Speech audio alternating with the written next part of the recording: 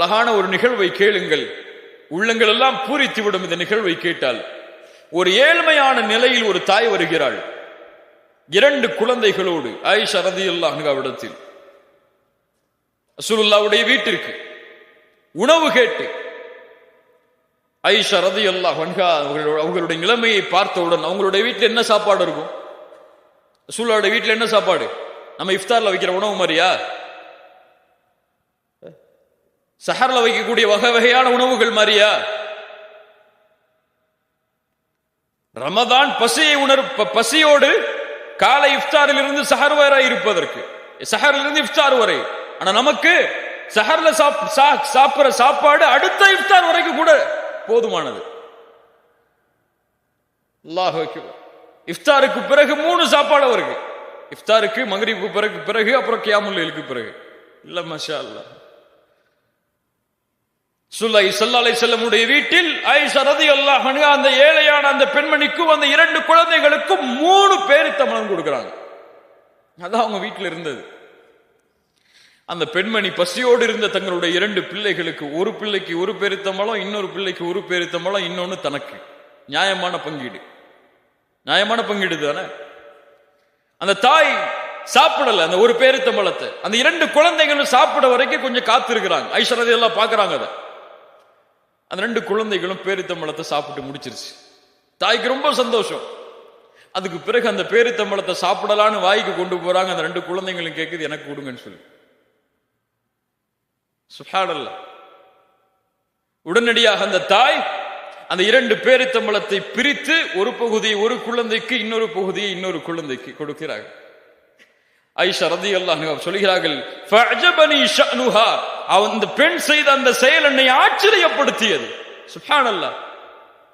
ரசூலுல்லாஹி ஸல்லல்லாஹு அலைஹி வஸல்லம் வந்தவுடன் அதை நான் அறிவித்தேன். அல்லாஹ்வுடைய ரசூல் சொன்னார்கள், இன்னல்லாஹ கத் அவ்ஜப லஹா பிஹல் ஜன்னஹ் அவ் அஅதகஹா பிஹா மினன் நார். அல்லாஹ் இதனால் அந்த பெண்ணுக்கு சொர்க்கத்தை கடமையாக்கினான், அல்லது நரகத்திலிருந்து அல்லாஹ் விடுதலை அளித்தான். கொஞ்சம் யோசிங்க. தன்னுடைய குழந்தையின் பசியை ஆற்றியதற்காக அந்த பெண்ணை கண்டு ஆயிஷா ரலியல்லாஹு அன்ஹா சொல்கிறார்கள், அவர்களை கண்டு நான் ஆச்சரியப்பட்டேன். ரசூலுல்லாஹ்விடத்தில் தெரிவித்தேன், இந்த செயலுக்காக சொர்க்கம் கடமையாக்கப்பட்டது அந்த பெண்ணுக்கு. நமக்கு சதக்கா கொடுத்தா சொர்க்கம் கிடைக்குமான்னு இன்ன வரைக்கும் தெரியாது. ஒரு ஏழைக்கு 2 திர்ஹம் கொடுத்தா அல்லாஹ் எனக்கு சொர்க்கத்தை கொடுப்பான்னு யோசிச்சிருக்கோமா என்னைக்காது? சுப்ஹானல்லாஹ். சொர்க்கம் தொழுதால் மட்டும் கிடையாது, ஜக்காத்து கொடுத்தால் மட்டும் கிடையாது, ஹஜ் செய்தால் மட்டும் கிடையாது, வாரம் உம்ராக்கு போயிட்டு வந்தா மட்டும் கிடையாது. ஒரு நாய்க்கு தண்ணீர் கொடுத்ததற்காக ஒரு விபச்சாரியை அல்லாஹ் மன்னித்து இந்த பெண்ணுக்கு அல்லாஹ் மன்னிப்பை வழங்கினான். இன்னொரு ஆண் தண்ணீர் கொடுத்ததற்காக இன்னொரு நாய்க்கு அல்லாஹ் அந்த ஆணை மன்னித்து அவருக்கு அல்லாஹ் நன்றி செலுத்தினான். இதான் தீன், இதான் நமக்கு கொடுக்கப்பட்ட மார்க்கம். இந்த மார்க்கத்தில் எதை செய்தாலும் அங்கே முடிவு சொர்க்கமாக அமையும். அல்லதீன யுன்ஃபிகூன ஃபிஸ் ஸர்ராஇ வத்தர்ரா. முதல் தன்மை செயல்படுத்துவோமா இன்ஷா அல்லாஹ்.